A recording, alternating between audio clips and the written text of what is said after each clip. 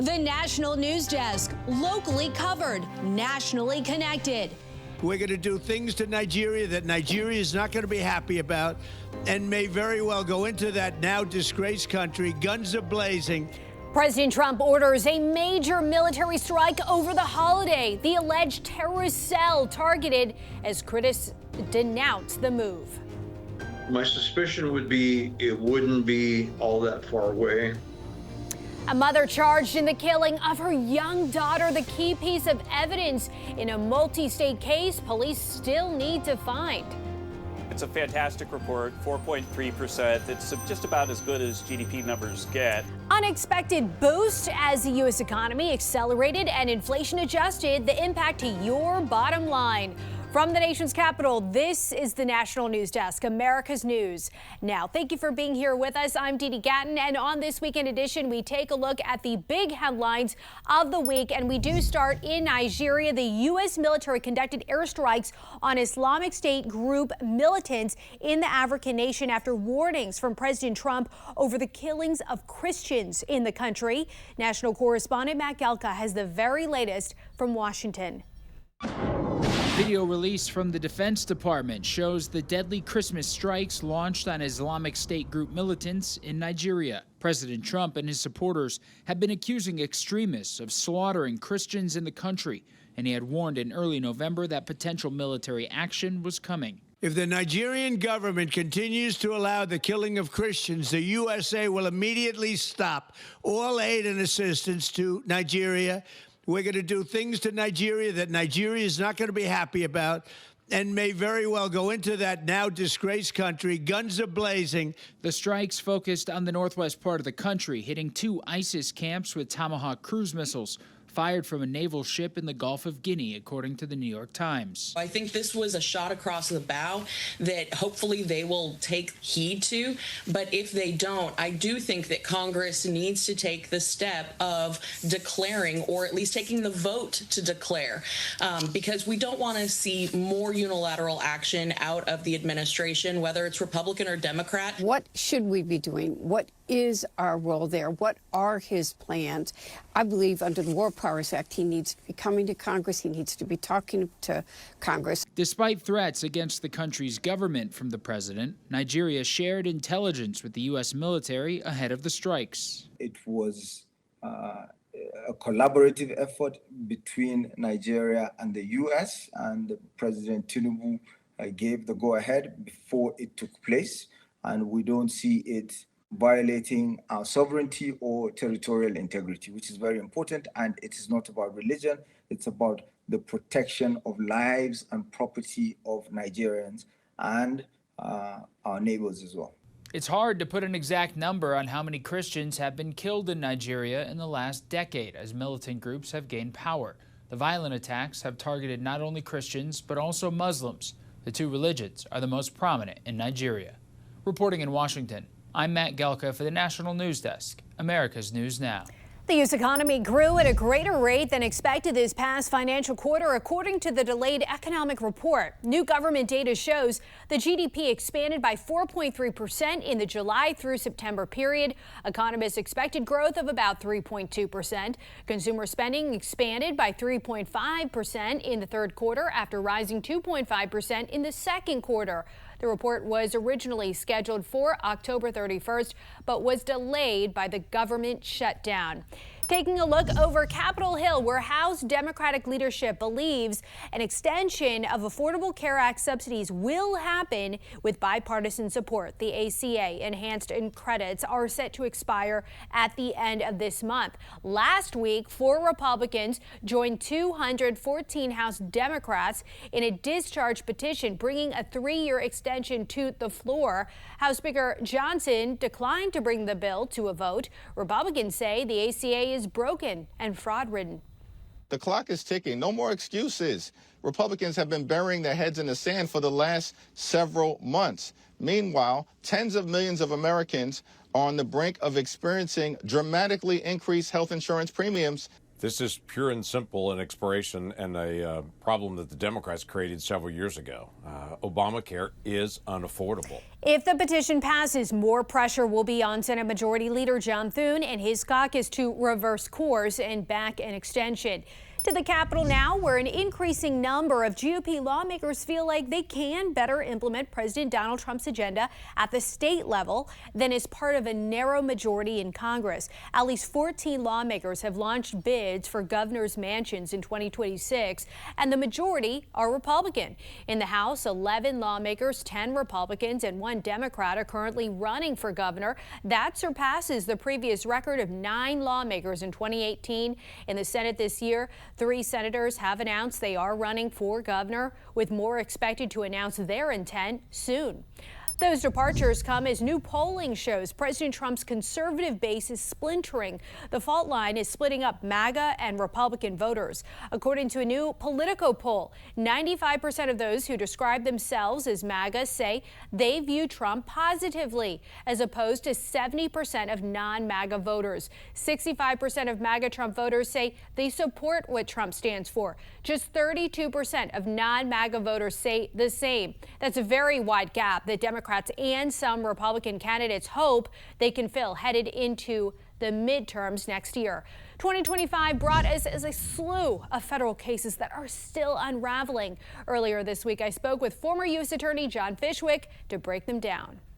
First, Attorney General Pam Bondi still battling mounting pushback for not complying with a law to release the complete Epstein files. Now, as you know, Senate Minority Leader Chuck Schumer is directing the Senate to take legal action in this case. What do you think is Bondi's next move? Well, I think Pam Bondi's problem is she raised expectations earlier this year that she had the Epstein-Klein files on her desk, and then she walked that back. And so there's been kind of a sporadic release of these documents. And I think the public wants more transparency, and they want these things released to them with alacrity, with speed. And that hasn't happened. And so she's the Attorney General. And so I think some blame falls with her. You know, I think the public is losing confidence in this as things kind of sputter out. They want to see them all out. They don't want to see the redactions. They want to see as much of this as they can. And so it's happening, but not happening with enough transparency and with enough speed. Yeah, you're right. There has been some momentum towards the end of the year. We'll see how that continues in 2026. Moving to the Supreme Court, John, expected to determine several monumental cases soon, like whether President Trump's global tariffs are illegal or not, and of course the long simmering controversy of birthright citizenship. So simply put, both of these rulings will have massive consequences. How do you see the decisions going? Well, Dee Dee, President Trump has had a big year with the Supreme Court. They have certainly expanded executive power, presidential power, particularly as relates to executive agencies and as relates to the immigration laws in this country. They're giving a lot of power to the presidency, a muscular presidency. But there are 2 big ones out there. The tariffs case, what's going to happen there? I think that's going to be a very close decision. I think a lot of the justices think maybe that tariff power resides with Congress. And I think the Trump executive order on birthright citizenship, that's probably uphill for them. They're looking to really narrow what's always been viewed as birthright citizen under the 14th Amendment, but they're the 2 big headliners. Trump had a big year in 2025, 2026, time will tell. Affordability and, of course, immigration, as you mentioned, sure to be headlines as we usher in the new year. Before I let you go, 8 senators whose phone records were sought by special counsel Jack Smith could get big payouts under a new law that allows senators to sue for up to $500,000. Most reportedly have said, John, that they won't seek damages. But either way, going forward on a federal level, how do you really monitor something like this to prevent it from happening again? That's a great question, Dee Dee. I think the person who's got the big beef here is Congressman Jordan from Ohio, because his phone was looked at for 2 years by these prosecutors, and that was excessive. And I think he's got the biggest beef. You know, the senator's phones was only looked at for a couple of days. I'm not sure they should have a claim to bring a case in court for big bucks. You know, the average citizen should have that same right. But I think we need to look into this, the checks and balances on prosecutors, to make sure phones aren't looked at without there really being due process in that process. And that's a real question here. If I don't see you, happy holidays. Former U.S. Attorney John Fishwick, appreciate you joining us on the National News Desk tonight. Thank you. The body of 9-year-old Melody Buzzard was found in a rural area outside Caneville in Wayne County, Utah earlier this month, and shortly after, her mother was arrested on a charge of murder for which she has pleaded not guilty.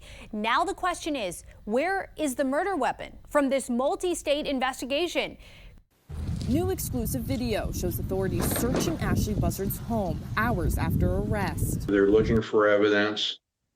They're looking for things they may have missed. While authorities found a match between ammunition at the scene and a spent cartridge case and live ammo at Ashley's home, they still do not have the murder weapon used to shoot Melody in the head. I spoke with private investigator Bill Garcia. One of the main questions that's still unanswered is where's the murder weapon?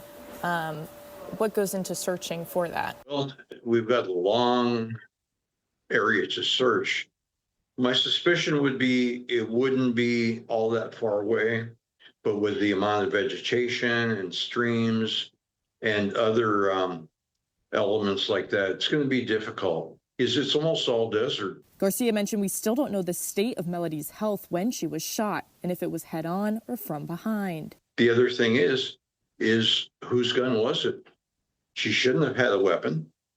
I'm sure she's prohibited from having a weapon. He added there could have been someone else present, though investigators believe Ashley was working alone. My big concern is that with this current storm going through, it may actually get covered up with snow in that particular area, which means we wouldn't be able to even start looking for it until springtime. While authorities look for answers for a long-running case, the community is devastated with the fresh news of Melody's passing.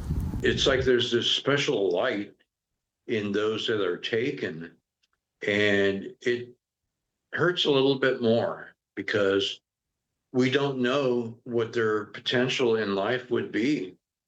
And we're all left to wonder and carry on without them. Our team of reporters has been following this case since the beginning. For more coverage, head to our website, thenationaldesk.com. Coming up, the U.S. Postal Service announces a new plan in a desperate attempt to raise cash. Why the move could push away its most profitable partnership. And the widely popular painkiller showing minimal pain relief. The new research raising serious health concerns.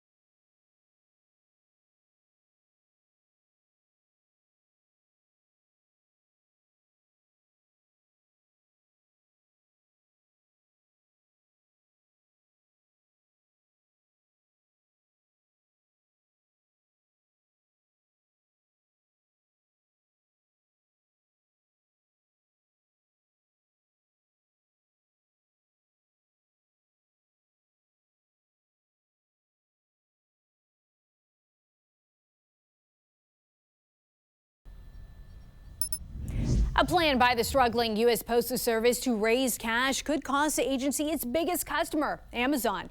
USPS is a partnership with the online retail giant to deliver some orders to Amazon customers. The contract reportedly bring in about $6 billion a year, but now the post office plans to accept bids from other shippers for access to the service's distribution centers. The news appearing to come as a surprise to Amazon, with a spokesperson for the company saying they might stop using USPS as much while they evaluate their options. Human rights advocates are tracking a troubling social media trend among some travel influencers, mostly young men, going to countries with oppressive governments and painting them in a positive light, like befriending members of the Taliban. National correspondent Atra El-Nishar reports. Social media influencers are the new tastemakers. Travel influencing is now its own genre. This is a very unique place that you can visit in the U.S. that makes you feel like you're kind of like in Europe. But what happens when influencers go beyond the bounds of what most find acceptable? This is a series where I spent 7 days living among what some would call one of the deadliest terror groups in the world. Guys, this is insane. I'm surrounded by little kid Taliban. You heard that right. The Taliban. We're fine. Like, we're with the Taliban. We're They got the it. baby. Yeah, we're chilling. Alhamdulillah. The internet has dubbed them Talibros, young, often white men who generate millions of views by venturing to places few tourists go, often saying they're challenging misconceptions. A popular destination, Taliban-controlled Afghanistan. We have one message for America. Welcome to Afghanistan. Like this account with more than 62,000 followers, posting young American, British, and French men shopping. And this one with apparent members of the Taliban. Just got Calvin fitted up. Looks good, bro. Experts and some Afghan refugees warn this content risks whitewashing the Taliban's human rights atrocities. Salam. In all of these videos, I just spoke to a woman. I don't think that was legal. a glaring lack of women and girls, who the Taliban forbids from doing most jobs and being educated past primary school. There's no proven link to show the Taliban is making a concerted effort to recruit influencers, but they have used some of their videos to promote tourism. We also know Taliban leaders under hefty sanctions from the U.S. and Europe want to change their image on the world stage, and content by so-called Talibros may help them do that. In Washington, I'm Atra El-Nashar.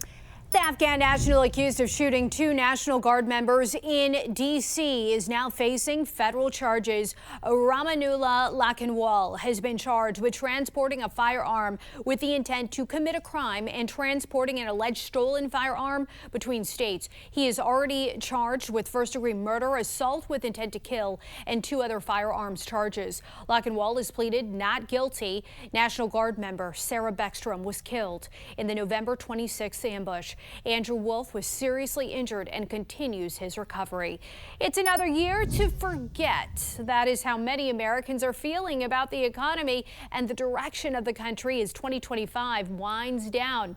According to a new Gallup poll, 47% of Americans say the economic conditions are poor. 31% say fair. 24% are satisfied with the way things are going. 75% are not. Satisfaction levels remain marginally better than at the end of the Biden era.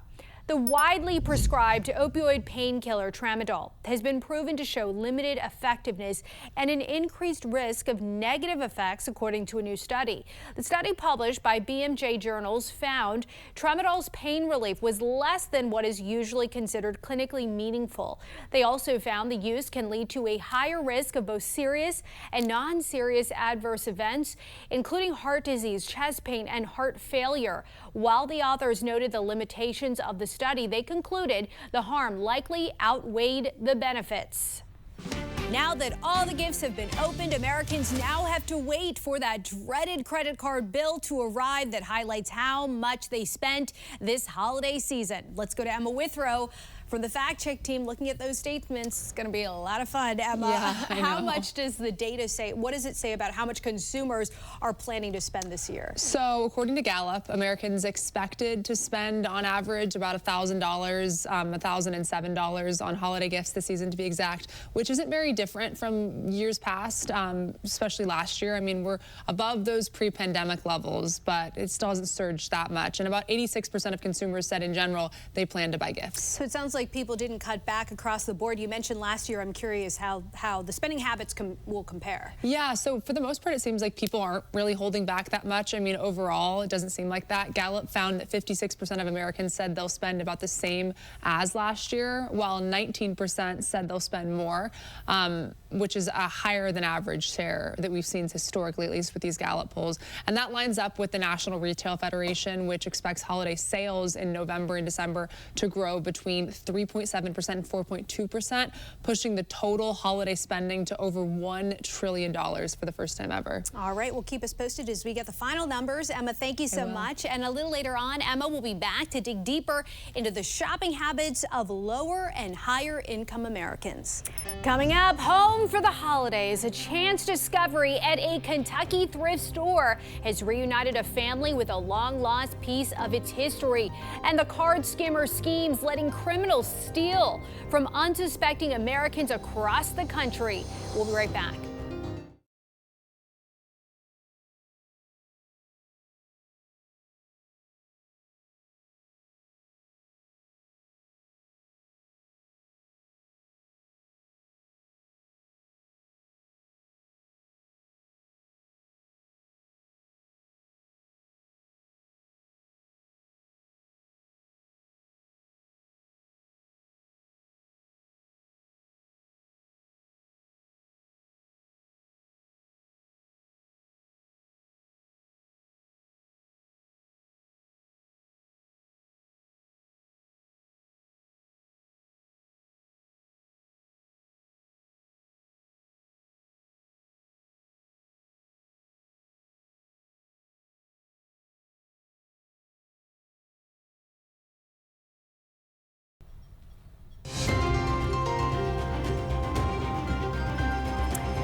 The National News Desk team of reporters is bringing you the headlines from coast to coast. We are taking the pulse of America. Then we start in New York, where a woman is facing charges after police say she hosted a large underage drinking party that left a teen hospitalized. Neighbors confirmed the underage party happened here on Redwood Drive in Penfield on Halloween night, although the Monroe County Sheriff's Office would not provide the exact address. Deputies were called to a home for reports of a 17-year-old boy who had hit his head in a fall and was unconscious after drinking alcohol and smoking marijuana. Some serious medical conditions. Ambulance was there, treated him, transported him to the hospital. Captain Matthew Kreiser at the Monroe County Sheriff's Office says the teen's blood alcohol level was 5 times the legal limit. Medina Bajelic was charged with reckless endangerment, endangering the welfare of a child, and unlawful dealing with a child. Authorities say she discouraged at least one teen from calling for help for the teen victim.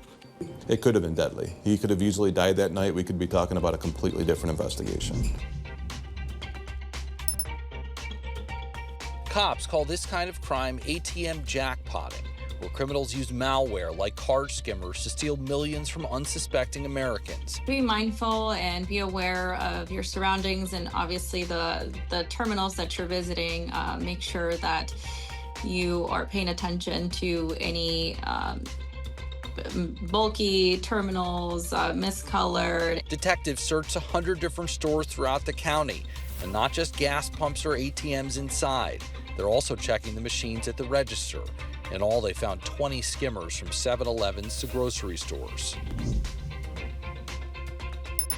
It's a picture-perfect homecoming for Nancy Bookman, receiving a collage of photos of her mother as a baby from the 1930s. But getting this piece of family history only happened by chance. Robin Claney was shopping at the Diocesan Catholic Children's Home flea market in Fort Mitchell when she stumbled upon it. You could tell there was a lot of effort put into this photo, the way it's matted, the way it's photographed, and I thought this has to be a mistake. Working at a library for most of her career, Claney knew how to research.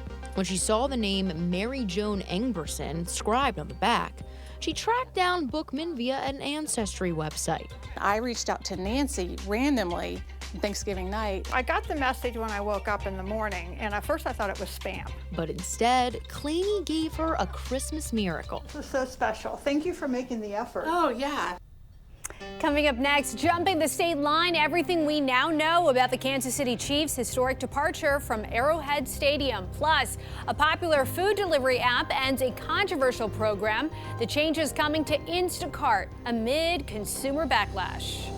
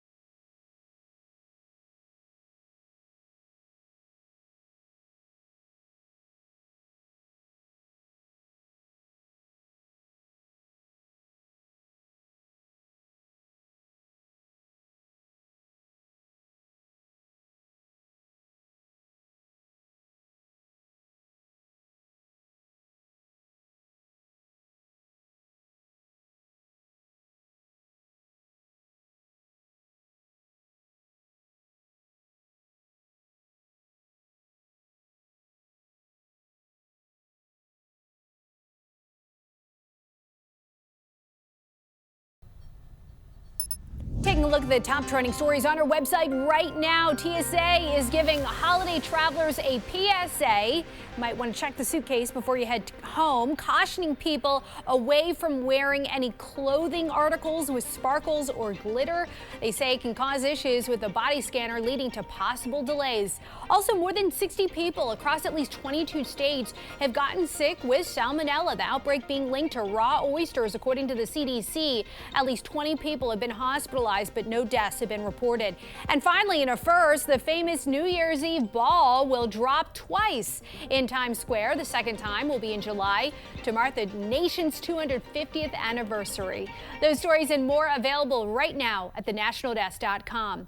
The NFL powerhouse Kansas City Chiefs are preparing to jump the state line, relocating from Missouri to Kansas. The Chiefs making that announcement this week. They are relocating to the domed stadium being built in Kansas City, Kansas, in time for the 2031 season. There was speculation about where the Chiefs would play after the 2030 season when their lease at the popular but aging Arrowhead Stadium expires. The team has been at that location since 1972. Instacart is ending its controversial pricing program. Some customers saw different prices for the same product ordered at the same time from the same store when using the delivery service. It was a market research program to learn the kinds of prices customers would pay for items. Instacart denies that it was dynamic or surveillance pricing. Retailers will continue to set their own prices on the service.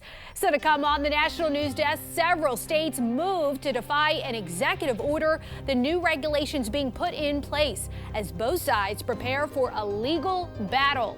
You're watching the National News Desk, America's News Now. Catch us live weekdays from 6 a.m. to 11 a.m. and 10 p.m. to midnight Eastern Time and anytime online at thenationaldesk.com. We'll be right back.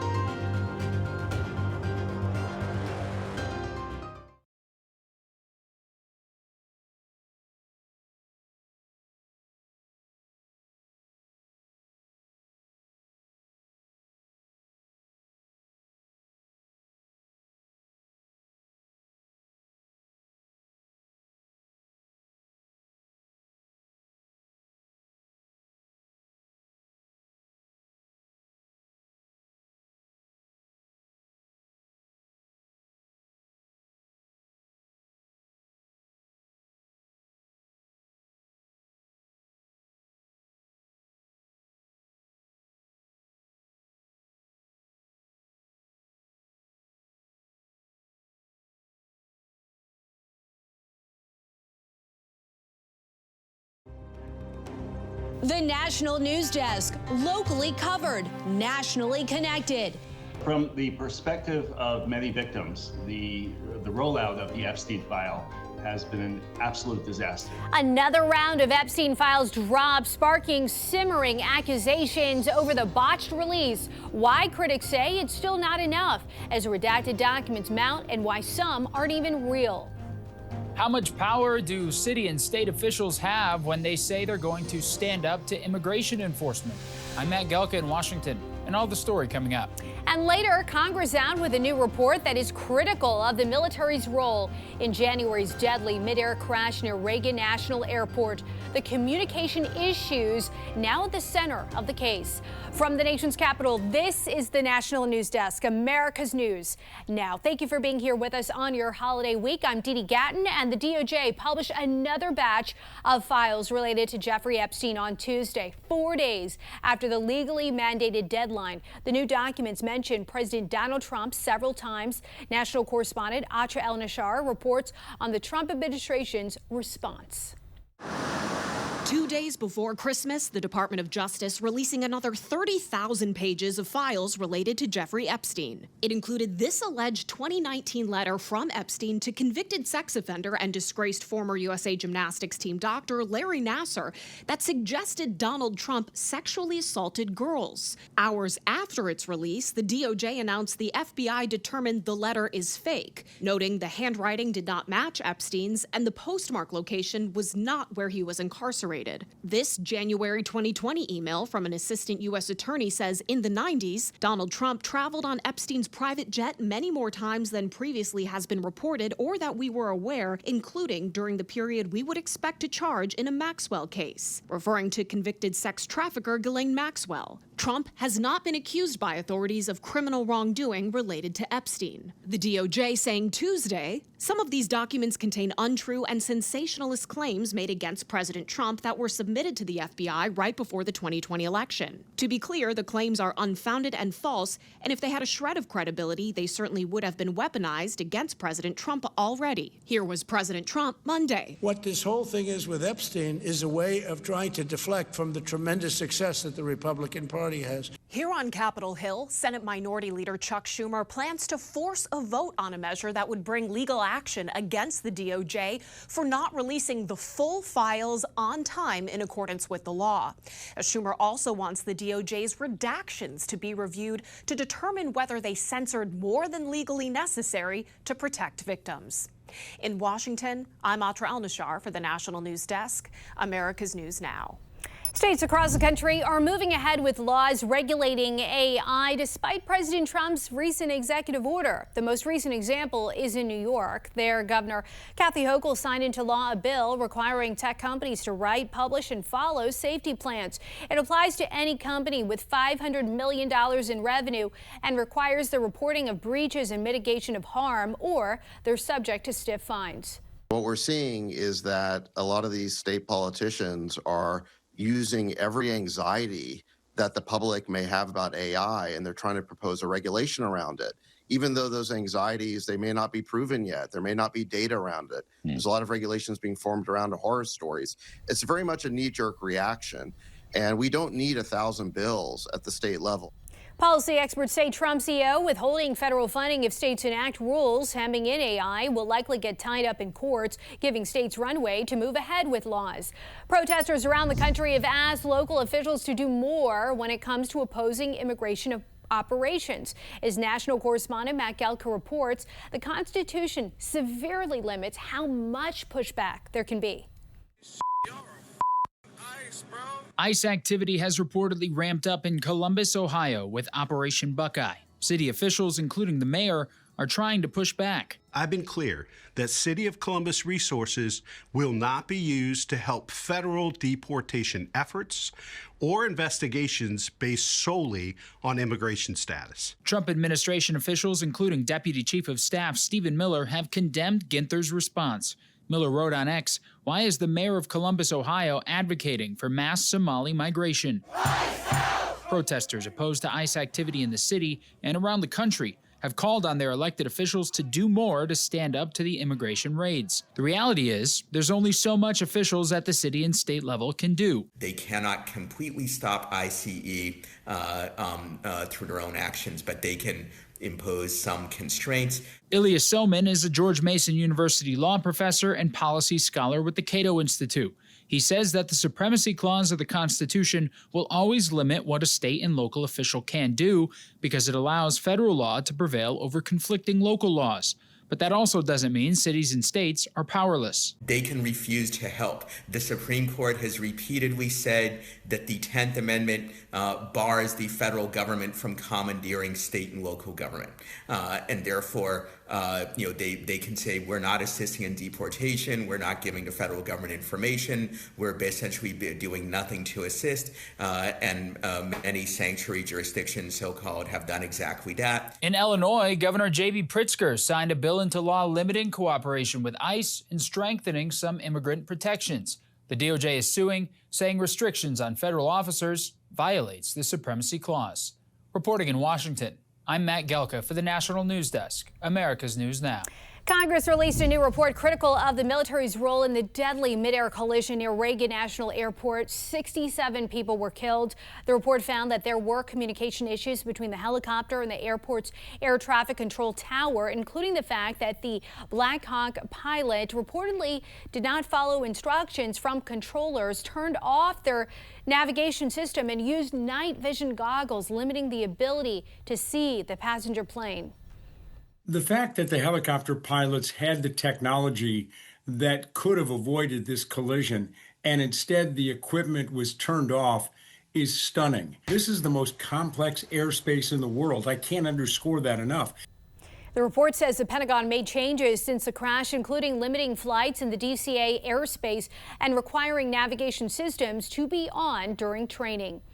2025 brought entertainment news from the big and small screens to the concert stage and from the corporate boardroom to stars in the courtroom.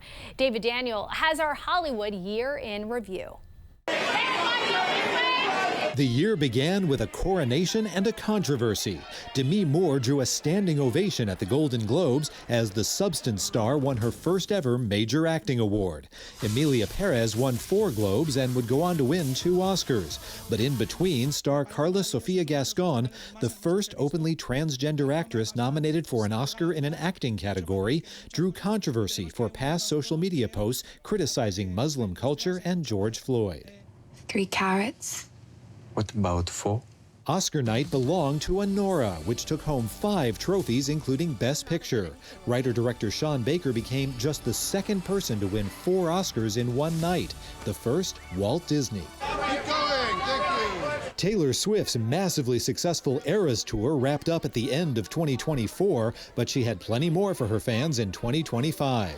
She dropped The Life of a Showgirl, written while on that tour, and Travis Kelce dropped to one knee as her football player boyfriend proposed. The now engaged performer ended the year setting Billboard records with Showgirl and releasing a concert film and a docuseries about the Eras Tour. 16 carriages driving away. Beyonce had a memorable year as well. Billboard says her Cowboy Carter tour was the shortest tour ever to gross more than $400 million and the highest grossing country music concert tour ever. She became the first black woman to win the Grammy for Best Country Album, and she finally won the Album of the Year Grammy. Time to cut you down to size. He's not exactly your average kid. The biggest movie of 2025 didn't come from Hollywood. The animated adventure Ne Zha 2 made more than $1.9 billion, nearly all of that in China. In Hollywood, megabuck mergers and acquisitions further changed the showbiz landscape. Skydance Media took over Paramount Global in an $8 billion deal. Amazon MGM Studios took creative control of the James Bond franchise. After 2 years, Disney completed a $9 billion deal to buy out NBC Universal's stake in Hulu. And in December, Netflix announced a deal to acquire Warner Brothers, including HBO and HBO Max, followed by a hostile bid by Skydance Paramount for all of Warner Brothers Discovery. Good evening, and welcome to the 50th anniversary of Saturday Night Live. Saturday Night Live marked half a century of late-night laughs, with 16-time SNL host Steve Martin delivering the monologue. Nicole Kidman and Keith Urban split after just under 20 years of marriage. The Oscar-winning actress filed for divorce from the Grammy-winning country singer in September. They married in 2006 and have 2 teenage daughters. We all have an idea of what love can be.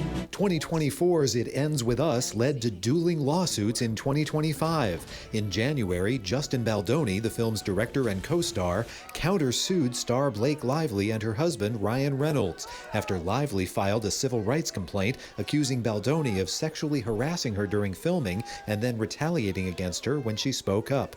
Baldoni denied the accusations and claimed the couple had hijacked the film and tried to, quote, destroy him and his career. In June, a judge dismissed Baldoni's $400 million lawsuit.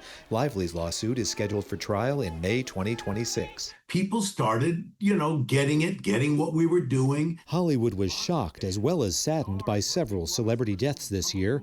Writer, director, actor, and activist Rob Reiner and his wife Michelle were killed at their Los Angeles home. Police arrested their son, Nick Reiner. Rob Reiner was 78. Actor Malcolm Jamal Warner drowned while swimming in Costa Rica. He was 54. Actress Michelle Trachtenberg died at age 39, reportedly of complications from diabetes mellitus. And Oscar winner Gene Hackman and his wife were found dead in their New Mexico home. He was 95.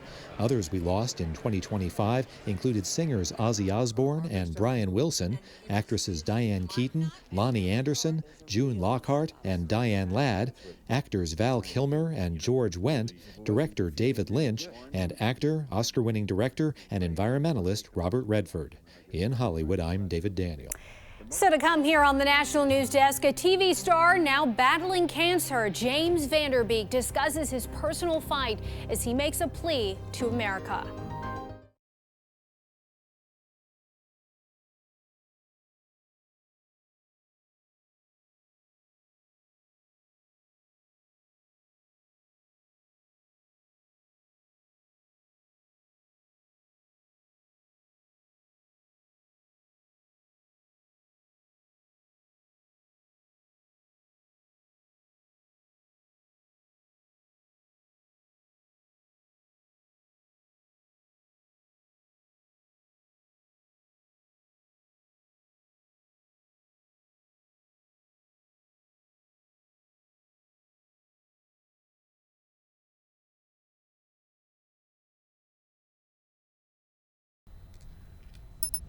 He connected with millions on the big screen for decades. Now, this 48-year-old star is hitting the screen for a different purpose, to help save lives, especially those facing colorectal cancer.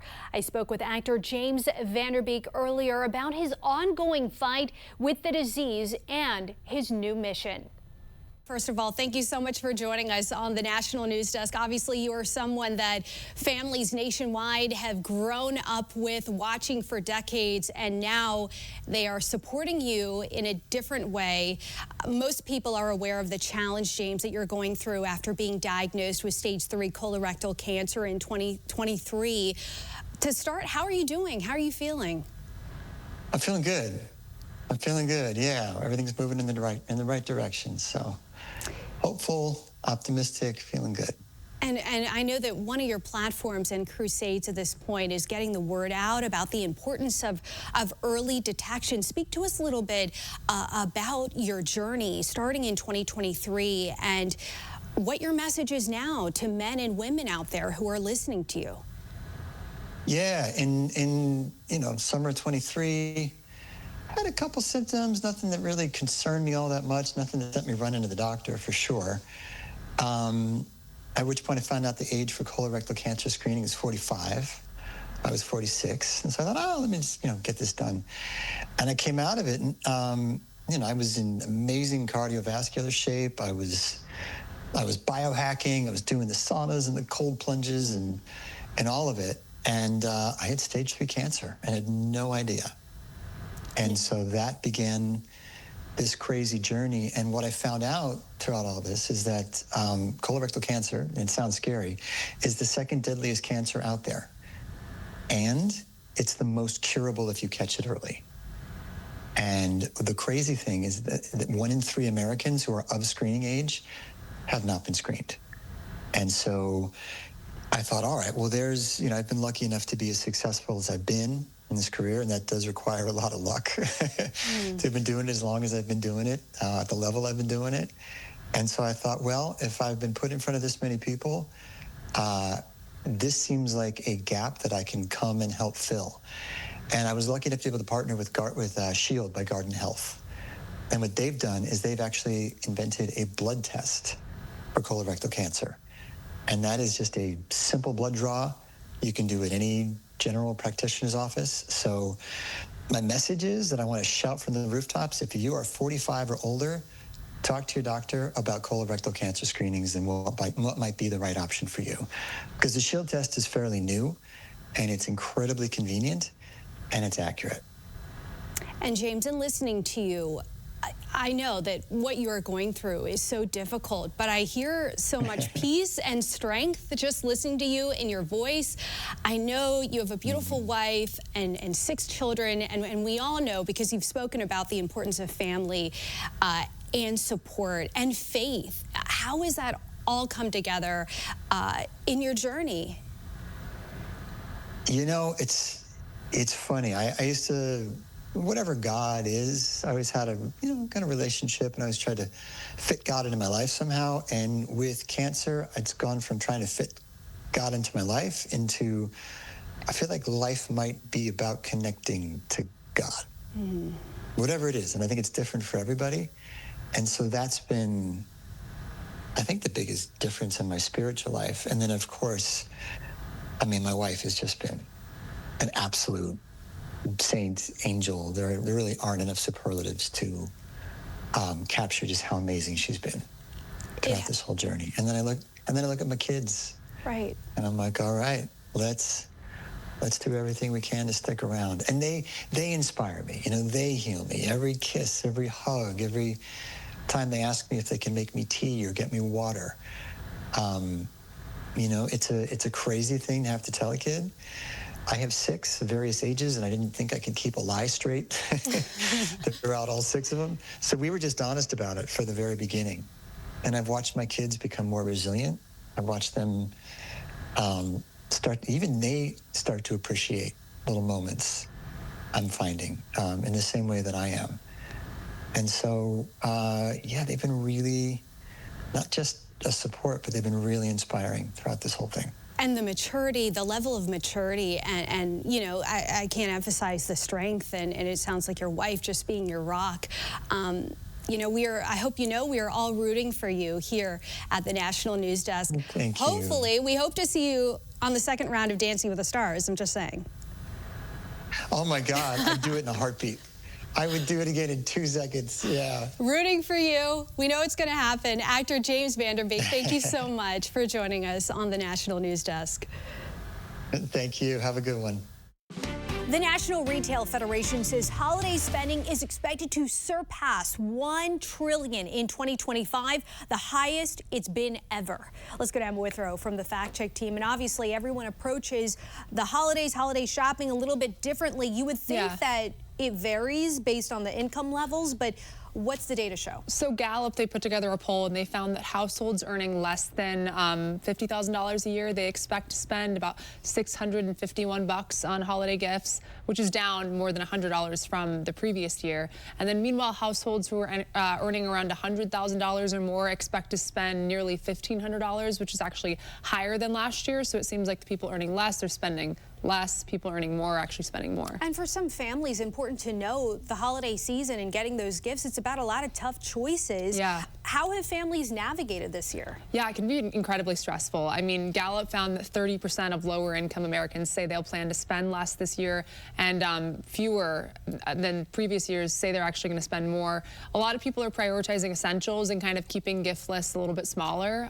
But then on the other hand, higher income shoppers are more likely to say that they'll be increasing spending, buying more gifts, spending more on gifts. And as you can see on that graph on your screen, holiday spending's just consistently gone up year after year in the U.S. The only time we did see a slight decrease was in 2008, which was obviously during the middle of the Great Recession when people were holding back a little bit and spending less. Yeah, overwhelming gradual increases over the years. Emma, thank you so much. Thanks. And for more on this Fact Check team topic, including links to their sources, scan the QR code or visit thenationaldesk.com. Coming up next, a warning from firefighters to ensure your holiday season stays merry and bright. The danger behind batteries. And a smart wall is expanding along the southern border. How the technology helps stop illegal crossings. We'll be right back.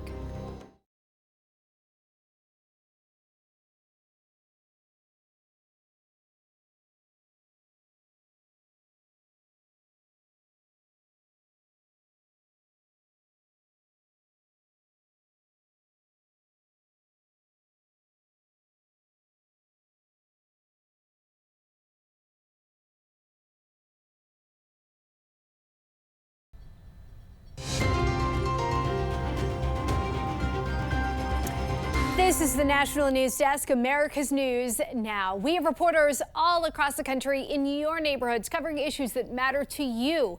We are taking the pulse of America, and we start in Texas, where the Trump administration's new smart wall system is being constructed.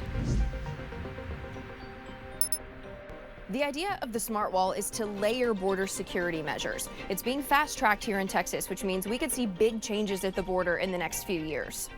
Here's how it would look.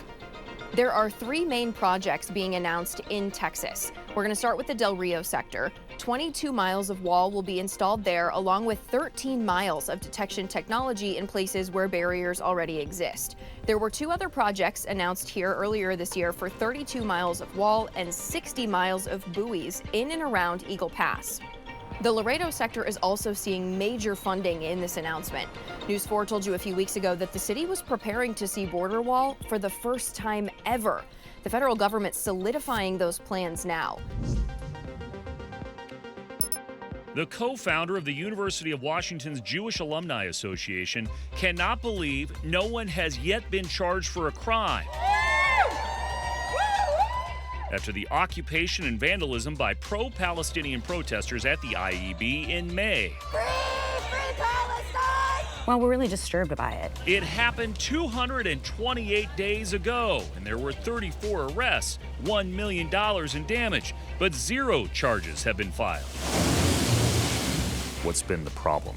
What we've got to get are cases that we know will hold up in court. Como News has repeatedly asked the University of Washington and UW PD for information that has already acknowledged there is no surveillance video from the building. We filed 9 public disclosure requests that have been rejected, citing an active investigation. They're in everything. Smartwatches, laptops, obviously electric cars, even the e-scooters that we see everywhere around. Lithium batteries are little packages that pack a lot of power. I just think over the last couple of years, the amount of fires that have been reported due to these batteries has doubled. I just think now, as time goes on and continues, it's just going to get more and more because they're using more and more things and they're just everywhere. Take a look. In recent years, fire departments across southern New England and beyond have posted the disastrous results of lithium battery misuse. This year, in the state of Massachusetts alone, the Department of Fire Services reported 90 fires caused by lithium batteries.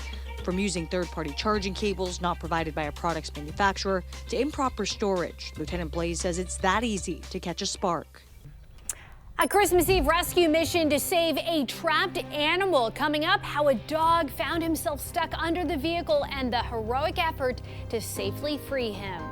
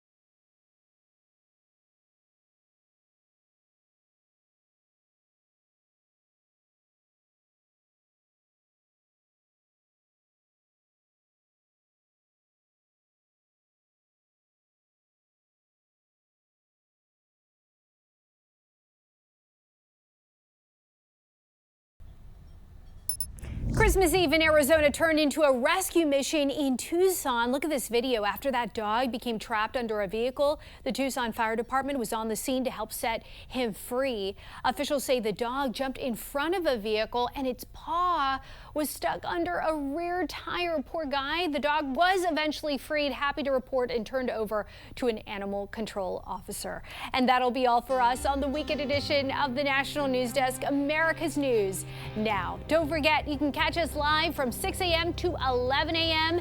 and 10 p.m. to midnight Eastern Time. Check your local listings. You can also watch us online and catch up with the latest headlines on thenationaldesk.com. Thanks for watching the weekend edition of the National News Desk. A very happy holiday season to you and your family. I'm Dee Dee Gatton, and from all of us here, we'll see you on Monday.